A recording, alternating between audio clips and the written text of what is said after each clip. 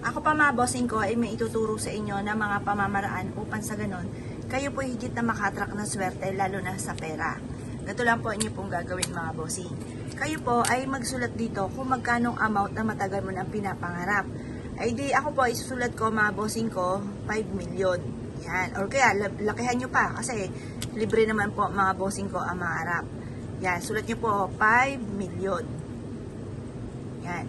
At pagkatapos mga bossing, tatapat nyo ito sa sinag ng araw sa umaga mga bossing na mga bandang 6:30 or kaya po alas 7, matatapos ang paggawa ng mga pampaswerte hanggang alas 8 lang ng umaga. Itatapat nyo yan sa liwanag ng sinag ng araw. Tapos mga bossing, kailangan po natin mga bossing ko ng lucky coin, kagaya po nito. Ito mga bossing ko ay dalawa ang mukha. Yung una, mantra, Chinese prayer for dream come true. Tapos, ito naman po mga bossing ko, ang double dragon, double wealth.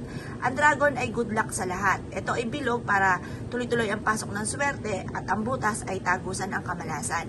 Ilalagay nyo lang siyang ganyan mga bossing.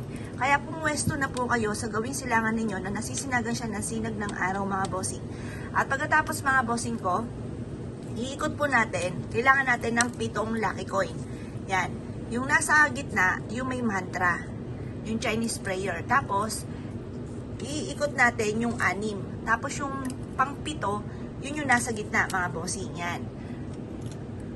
Kailangan natin ng lucky coin, kahit yung mga mumurahing lucky coin lang. Yung ganito, mga bossing, hindi siya brass, mga bossing ko, yung pinaka-lucky coin. Parang ano lang siya, simpleng ano lang siya, mga bossing yan. Manipis po siya. Kasi may mga special na lucky coin din, yung mga makakapal. Kahit ganyan, pwede na po yan. Pang-attract lang natin ng swerte. Yan po mga bossing, ganyan. At pagkatapos mga bossing ko, kukuha po tayo mga bossing ko ng tubig. Yan. Tubig na ito, babasain natin. Tapos magwi-wish po kayo na makamit nyo kaagad yung inyo po mga pinapangarap. Pero syempre mga bossing, lagi nyo po tatandaan, ang paggawa ng mga pampaswerte ay isa sa mga sangkap lamang para po tayo ay maging matagumpay at hindi po tayo madaanan ng kamalasan. Or kung may pagsubok mang pagdadaanan, ito'y pagdadaanan lamang at hindi natin tatambayan mga bossing.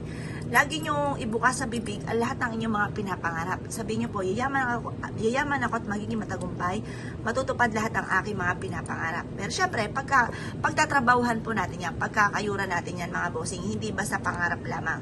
Kailangan sipag at tiyaga talaga sa kung gusto mo na makamit ang mga pinapangarap ninyo mga bossing. Pagtapos ibilad nyo lang siya sa sinag ng araw ng ganyan mga bossing. At pag ito'y natuyo na hanggang alas 8 lamang, ito po itupiin po ninyo at isiksik nyo po ito sa mataas na lugar sa gawi ng malapit sa inyo pong pintuan. Ito pa mga bossing ko ay makaka-attract ng swerte at makakapagpataboy ng kamalasan. Mabilis sa pagpapatupad sa lahat ng ating mga pinapangarap.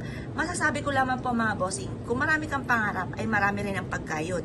Kasi may mga kilala ako mga bossing ko na talaga namang hindi naging matagumpay dahil napakarami nilang pangarap. Pero ang kayod nila, konting kimbot lamang, ay pagod na at sumusuko agad sa hamon ng buhay.